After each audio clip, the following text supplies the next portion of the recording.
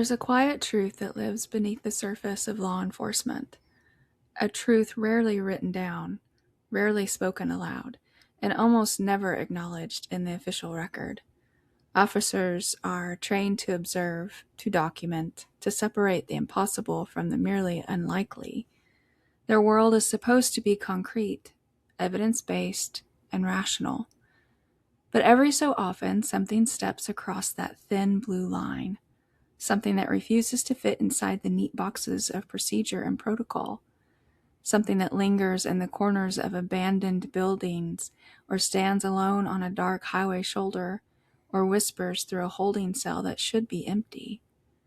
Today we're stepping into that liminal space, the space where the living and the unseen brush against each other. These are 5 encounters drawn from officer testimony, dispatch logs, and the quiet confessions shared only when the room is dim and the night is long. Highway 365 is a long, lonely stretch south of Little Rock, where fog settles low and headlights feel swallowed whole. For decades, Arkansas State Police have responded to the same kind of call. A woman in a white dress standing on the shoulder, waving frantically for help. Why are they always in white? Why are they always in a white dress? They're angels. When I go out, I don't see very many women out there wearing white dresses. It's the highway to heaven. Remember, we talked about this. I don't know.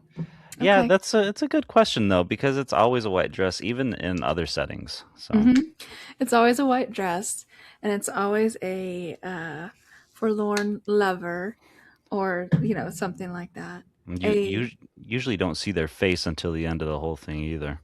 A bride that the groom died at war or at sea or at battle. She's just So, looking for her balcony to stand and watch out at sea. That's all yes. she's doing. That's what Or she's she doing. hung herself because she was sad. Yeah, I'm or sorry. maybe that's why she's a nurse. Yeah. Jesus. They used to wear white dresses, huh? I don't think that's the Yeah. white dress they're talking about. It was more of a skirt-ish, but yeah. Maybe. All right. Sorry. One officer, retired now, but still uneasy when he talks about it, described picking her up just after 2 a.m. She was barefoot, crying and shaking. And so he opened the passenger door, told her he'd take her to the station, and she climbed in without a word. A minute later, he checked the rearview mirror, only to find the back seat. Yeah, you guessed it, empty. Dum dum dum. No sign she'd ever been there. Different officers, same woman, same dress, same stretch of road. That whore. She just lets anyone pick her up. Yep. Just as long as he's a man in uniform. Uh-huh. And always the same ending. She vanishes before they reach the station. The old hospital had been empty for years. No power, no staff, no reason for motion sensors to trip. And yet they did, again and again. 2 officers were dispatched to clear the building. Their flashlights cut thin tunnels through the dust. The pediatric wing felt wrong. Too still, too cold. Halfway down the hall, a shadow figure crossed a doorway ahead of them, human-shaped, tall, but darker than the unlit corridor behind it. As long as it's not a child shadow. It doesn't sound like it. It's, tall. I mean, but they're in the pediatric wing, so I was thinking they're going to see little babies crawling, zooming across the floor. They rushed the room. It was empty. As they backed toward the stairwell, a child's giggle echoed behind them. Fuck that! Get out of there. Both of the men ran, as would you too. Fire those guns, boys! The alarm stopped only after the building was demolished. So, these sensors would trigger the alarms constantly and, didn't stop until they just tore the building down. Good riddance. Yeah. Good. Needed to be torn down. No need for ghost babies. No ghost babies. Mm-mm. Ghost babies matter too. And you know what? We need to put them to rest. Right? Yeah. They need to quit running around giggling everywhere. It creeps people out. Look, they're giggling. The least they can do is at least share what they're giggling at and not just leave it a mystery for us to resolve. Right. A dispatcher received a call from a man reporting someone trying to break into his home. He gave his name, his address, and said, "Please send someone. I think they're coming back." Then the line went dead. Officers arrived minutes later and found the caller lying on the living room floor. He had been dead for hours. The recording of the call corrupted itself. The technician couldn't recover it, but the dispatcher swears the voice was real. Some believe the man called for help in the only way he could. Others refused to speculate. But the address was correct, the voice was human, and the man who made the call was already gone. You know, I've heard other stories about, I think the last one I heard, like, some woman's husband had died, and after he died, like, he made calls from his phone. Like, he didn't actually speak, but, like, you you could hear, like, movement, but, and, like, breathing, but that was it. Oh, But on the he was, call? Like that came through? do what? Like on the call that came through? Yeah. Like rustling sounds? Yeah. Yeah. So it's kind of, but I've not just that one. I've heard other ones too. So it's Are kind of is, curious. is that part of the reason why people put their phones in the coffin with them when they bury them? Do they do that?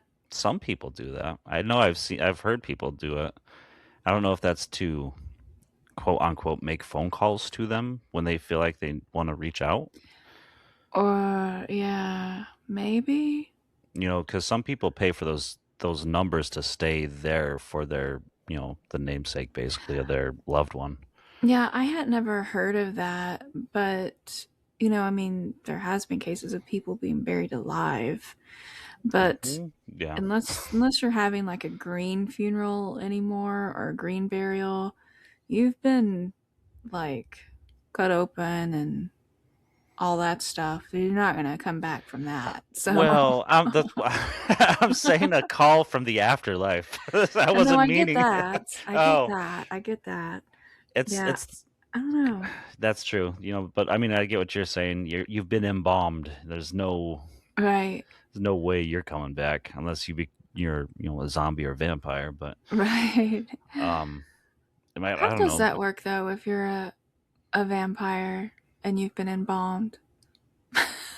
I don't think it really affects them because they don't have running blood in the first place. Their blood's not flowing. Hmm.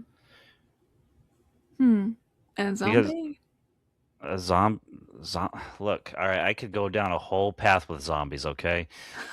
Don't talk about zombies unless you want me to talk for about 20 minutes about zombies, all right? Uh, Zombies don't technically have blood flowing either. And true. the way I've always seen it with zombies, I'll give you a quick rundown. This is the way I've always seen zombies, and this is always my argument when it comes to people talking about, oh, zombie apocalypse. As long as people fucking stay indoors when zombies happen, they're going to die out on their own because they have no blood flow. There's no, like, nothing to keep their joints moving. They're going to freeze up on their own. They're going to come into rigor mortis. They're not going to be able to move. They might be able to still, gnash their teeth maybe out of muscle reflex and, that whole primordial hunger thing that goes through them. Yeah. But they're not going to be able to move if we stop letting them create more zombies. Yeah, they're just People gonna keep die going out out. there, yeah, Yeah, I agree. because there's no way that a human body can keep going without the organs pumping shit through them. Right. No, it totally makes sense. But we don't stay inside. No, because people want to go out there and kill zombies, and then they want to fuck up and mess up. I think rigor mortis sets within days. Just wait a fucking week. Stay indoors and wait a week, and you won't have to worry about a zombie apocalypse. Right. I would be hunting down like patient zero, you know, who And you would be who one of the reasons why we can keep having zombies. well, once it's started, I might as well. So, yeah. No, that's no, you're not wrong though. It's a good point. So, everybody, if there is a zombie outbreak, stay home. Seriously, that's all you need to do. There's no need to go out and seek out like help or anything. Just stay indoors. Board your doors up, board your windows up, deal with having to eat bologna and hot dogs for a week, and you'll be fine. All right? Right.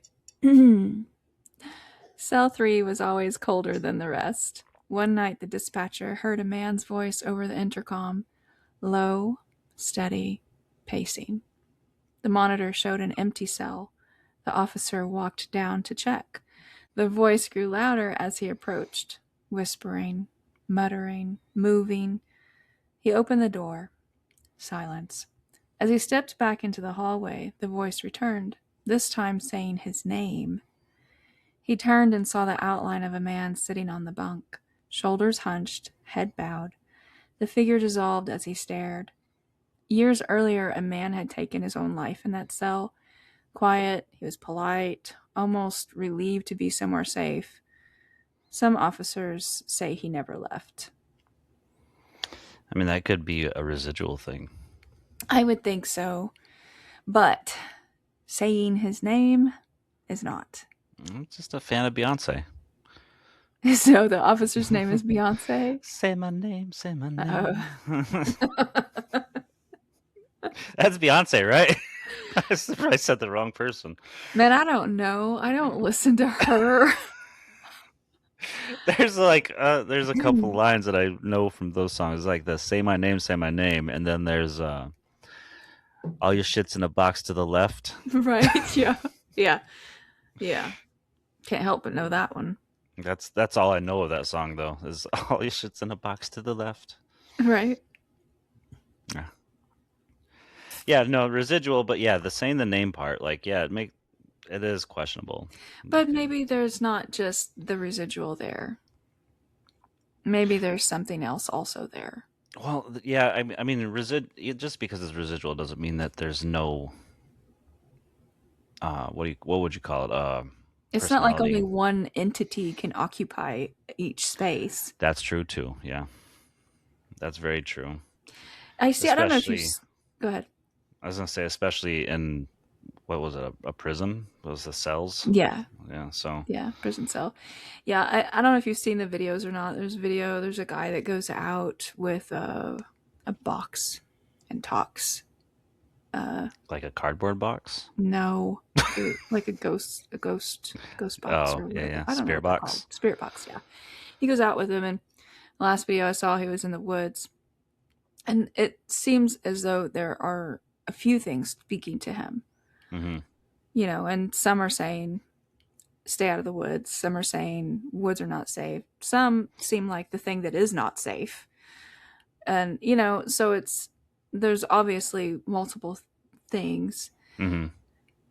Um, I think I actually saw that a video that was saying those exact things recently. He was yeah, just like standing in the woods, and he was telling it, "I'm not leaving the woods just yet. Nope, not yet." And he's like waving his flashlight left and right, and yeah. yeah. And they always say his name. In every video they say his name. Hmm. So, I don't know. But I've seen other stuff, mediums or whatever go into homes that have presences in them, and there'll be one that needs to move on, and another one that is not good at all, and Mm-hmm. um, they're just kind of in this torturous situation, and it's affecting the people living that are there, so multiple things can occupy one space. I mean, I don't even know why I'm talking about this, because my house. Mm-hmm. Mm-hmm. Because I don't just have one thing here. Right. So, yeah. I was Yeah. Anyway. thinking, what was it? Rose Red? Was it Rose Red? I think with Liam Neeson. Liam Mm, Neeson was in it, and they were in the mansion, and it had like a a big deadly spirit that was like holding children's spirits there mm, or something like that. I think it was. yeah. Yeah. So I mean, yeah, there's like gonna be spirits that may be held against their will. I saw a show, it wasn't that, but I was watching something else one time that was being investigated. And apparently, the guy, like decades earlier, these people that were living there was a man that lived at this house, and he had several children, and he abused all of them, and subsequently, like, killed them all, either by accident or on purpose, through his cruelty. And he was keeping them captive on that property. And the kids that lived there and at present time were seeing him, and they were scared of him. Hmm. So, it just, anyway, I think whoever ended up going there was trying to um, help release what was happening there. Yeah. But yeah, that's a horrible thought, really. It, Um, getting trapped in between, you know. hmm yeah, but it's got to be, especially for a child. I'm thinking about a child, but even adults. But it's got to be confusing to die suddenly and tragically, unexpectedly. It's got to be tremendously confusing.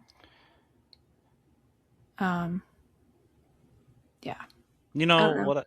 what? I find it. I don't know. I feel like a child is going to be more understanding than an adult because adults they're so hard-headed and bound to think I can't be dead. I can't be dead. We Whereas a have feelings. child, yeah. Whereas a child is like probably more open to the thought, okay, I'm dead.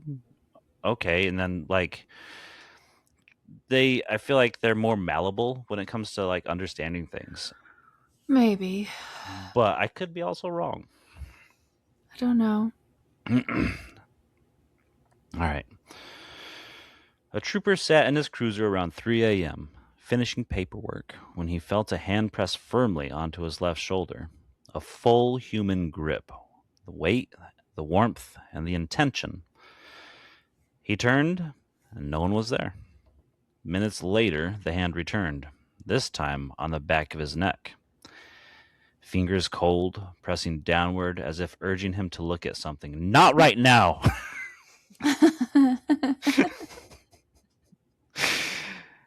He bolted from the car, circled it with his flashlight, and saw nothing. When he radioed in, shaken, the dispatcher didn't laugh. In fact, they responded with, "You're not the first." Some say it's the spirit of a hit and run victim. Others think it's older, tied to the land and not the road itself. But every trooper who's felt it says the same thing. It doesn't feel hostile. It feels like someone trying to be seen. There's something uniquely haunting about stories that come from people who don't believe in ghosts, or at least people who don't want to. Officers are trained to trust their senses, to rely on evidence, to dismiss anything that can't be measured or photographed or written into a report, and yet these stories persist. They live in the quiet spaces between shifts. They surface during long nights on patrol. They're whispered in break rooms, shared in low voices, passed down from one generation of officers to the next. Because sometimes the world doesn't behave the way it's supposed to. Sometimes a woman in white steps into your headlights and disappears from the back seat of your cruiser. Sounds more often than sometimes. Sometimes a shadow moves like a person in a building that should be empty. Sometimes a dead man calls 911. It's not supposed to be funny. Sometimes a voice speaks your name from an empty cell. Sometimes a hand rests on your shoulder in the dark, steady and human, even when no one is there. These encounters don't ask for belief. They don't demand explanations. They simply exist, quiet, persistent reminders that the boundary between the living and the dead is thinner than we like to admit. And maybe that's why these stories matter. Not because they prove anything, not because they solve anything, but because they reveal something about us, about the way we navigate fear, uncertainty, and the vast unknown that surrounds us. Law enforcement officers spend their lives walking into the places the rest of us avoid. They see the worst of humanity, the strangest corners of the world, the moments when life ends abruptly and violently. If anyone were to glimpse what lingers after, it would be them. Maybe these encounters are echoes. Maybe they're unfinished stories. Maybe they're the last flickers of human presence refusing to fade. Or maybe there's something older, something that watches, waits, and occasionally reaches out. But here's the twist, the part that keeps these stories alive long after the shift ends. These encounters may be true, or they may simply be the campfire stories of law enforcement, tales told in the dark to make sense of the things that can't be explained, or to give shape to the shadows that follow them home. Either way, they endure. Some voices, living or otherwise, will always find their way through the veil.